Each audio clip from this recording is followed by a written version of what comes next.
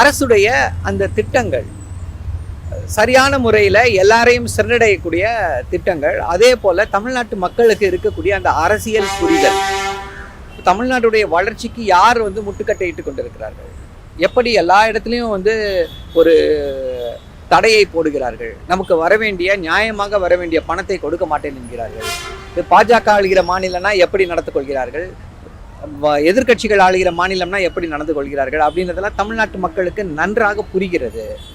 So அதனால் ஒரு சிறந்த முதல்வராக இங்கே தமிழ்நாட்டின் முதல்வர் இருக்கக்கூடிய காரணத்தினால அது ஆட்சிக்கு ஆதரவான ஒரு மனநிலையை ஏற்படுத்தி இருக்கிறது. இன்றைக்கி one of the top leaders இந்த கண்ட்ரி யார் அப்படின்னா திரு M.K. ஸ்டாலின் அவர்கள் தான்.